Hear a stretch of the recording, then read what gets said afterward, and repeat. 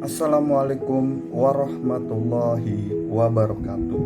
Perkenalkan, saya Taufik Hidayat dengan nomor induk mahasiswa 431183200060. Pada kesempatan kali ini, saya akan membawakan materi kuliah yang berjudul Anggaran Modal.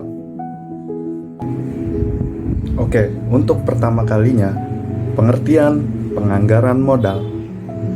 Modal atau dalam istilah bahasa Inggrisnya capital adalah aktiva tetap yang digunakan untuk suatu proses produksi. Anggaran atau boleh dikatakan budget, sebuah rencana rinci yang memproyeksikan aliran kas masuk dan aliran kas keluar selama beberapa periode pada saat yang akan datang. Kapital garis besar rencana pengeluaran aktiva tetap. Jadi, dapat disimpulkan, pengertian dari penganggaran modal adalah proses menyeluruh, menganalisa proyek atau investasi, serta menentukan mana saja yang dimasukkan ke dalam anggaran modal tersebut. Setelah kita mengetahui pengertian dari anggaran modal, kita juga harus tahu manfaat dari anggaran modal tersebut.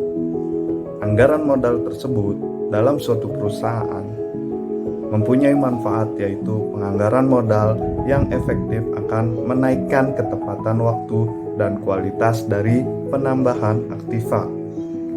Kedua, penganggaran modal akan menentukan arah strategis suatu perusahaan karena pergerakan ke arah produk, jasa, atau pasar baru yang harus didahului dengan pengeluaran modal tersebut. Dalam anggaran modal, kita harus mengetahui jenis-jenis investasi. Jenis-jenis investasi yang akan saya bawakan pada kesempatan kali ini, yaitu investasi yang tidak menghasilkan laba, di mana investasi tersebut timbul karena adanya peraturan pemerintah atau syarat kontrak yang telah disetujui. Contoh, pemasangan investasi instalasi pembersih air limbah. Kedua, investasi yang tidak dapat diukur labanya. Tujuan investasi untuk menaikkan laba, tetapi laba yang diharapkan akan diperoleh perusahaan dengan adanya investasi sulit dihitung secara teliti. Pedoman biasanya dipakai adalah persentase tertentu dari hasil penjualan, persentase tertentu dari laba bersih investasi yang sama yang dilakukan oleh perusahaan pesaing. Contoh, pengeluaran biaya promosi, biaya penelitian, biaya pengembangan, serta biaya program pelatihan dan pendidikan karyawan. Ketiga, investasi dalam pergantian mesin atau equipment. Informasi penting yang perlu dipertimbangkan dalam keputusan pergantian mesin adalah informasi akuntansi diferensial yang berupa aktiva diferensial dan biaya diferensial. Pergantian dapat dilakukan jika biaya diferensial yang berupa penghematan biaya yang diperoleh dari pergantian suatu mesin atau equipment berjumlah pantas bila dibandingkan dengan aktiva diferensial. Dan yang keempat, investasi dalam perluasan usaha, yakni merupakan pengeluaran untuk menambah kapasitas produksi atau operasi menjadi lebih besar dari sebelumnya. Untuk menambah kapasitas, diperlukan aktiva diferensial, berupa tambahan investasi yang akan menghasilkan pendapatan diferensial.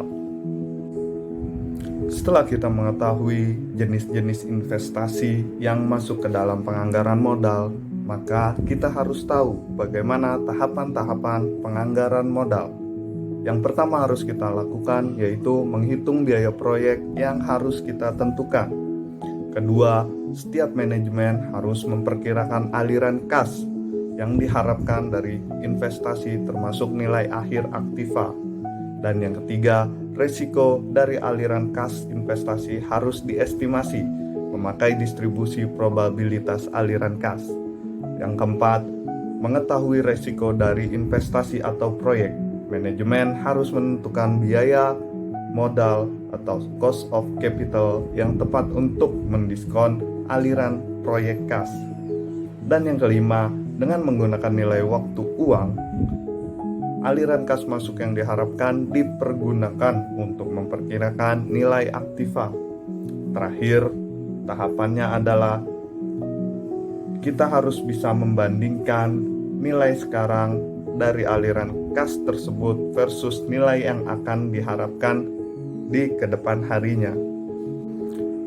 Dalam menentukan suatu investasi, kita bisa menganalisanya dengan beberapa metode.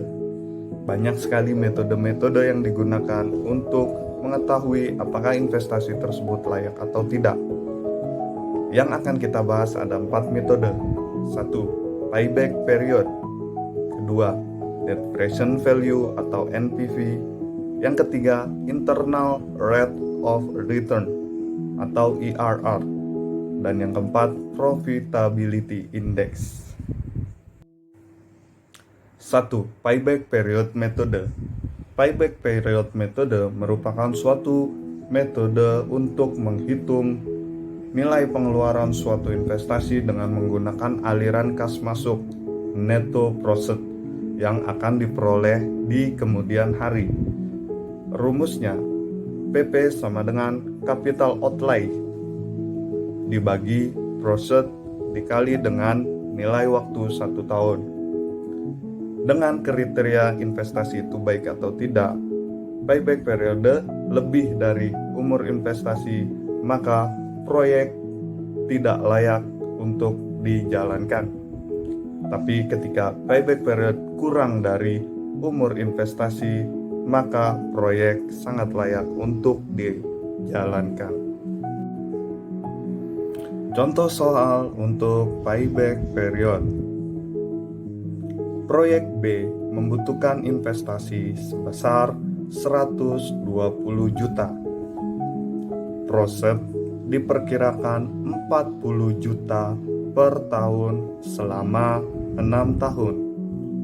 Dari soal di atas, kita dapat menyelesaikan dengan rumus 120 juta untuk nilai investasi dibagi dengan proset 40 juta dikalikan dengan 1 tahun, maka mendapatkan angka 3 tahun untuk nilai investasi tersebut. Yang selanjutnya kita akan membahas mengenai net present value method. Apa sih net present value method? Metode penilaian investasi yang menggunakan discontinued cash flow, mempertimbangkan nilai waktu uang pada aliran kas yang terjadi. Rumus NPV sama dengan IO, nilai investasi, ditambah N waktu, delta T sama dengan 0. AT, aliran kas neto dibagi dengan 1 ditambah R dikali T, jangka waktu proyek investasi. Net present value method dapat dikatakan dengan kelayakan suatu investasi NPV lebih dari 0 atau positif, maka investasi layak untuk dijalankan. Jika NPV kurang dari 0, negatif, maka investasi tersebut tidak layak untuk dijalankan. Contoh soal untuk net present value. Proyek B membutuhkan investasi sebesar 120 juta. Proset diperkirakan 40 juta per tahun selama 6 tahun dengan rate of return 10%. Penyelesaiannya, NPV sama dengan 120 juta ditambah 40 juta dikali, kita lihat menggunakan tabel 4,3553. NPV sama dengan 120 juta ditambah 174 juta 212, maka net present value-nya sama dengan 54 juta 212.000. 3. Kita akan membahas internal rate of return IRR metode. Metode internal rate of return IRR merupakan metode penilaian investasi untuk mencari tingkat bunga yang menyamakan nilai sekarang dari aliran kas neto dari suatu investasi. Rumus untuk metode internal rate return adalah IRR sama dengan RK. RK itu tingkat bunga terendah ditambah NPV RK. NPV RK, net present value, tingkat bunga terendah dibagi RB, tingkat bunga tertinggi, dikurang RK, tingkat bunga terendah, dikali present value dari tingkat bunga terendah, dikurang present value dari tingkat bunga tertinggi. Yang keempat, kita akan mempelajari yang namanya probability index method, di mana metode probability index atau PI dan biasa disebut Cash ratio merupakan metode yang memiliki hasil keputusan yang sama dengan net present value, di mana rumus dari probability index total present value of process dibagi dengan nilai investasi.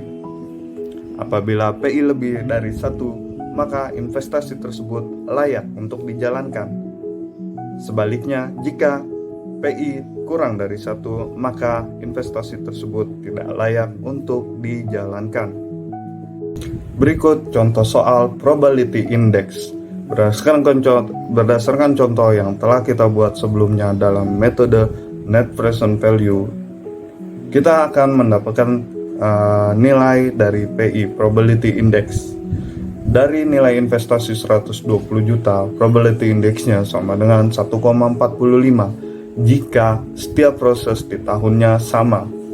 Maka status proyek tersebut atau status investasi tersebut layak untuk dijalankan. Jika proses dari setiap tahunnya berbeda, maka nilainya 1,34. Kedua nilai investasi ini layak untuk dijalankan. Demikianlah pemaparan yang bisa saya sampaikan. Terima kasih kepada Bapak Dendi atas bimbingannya selama ini.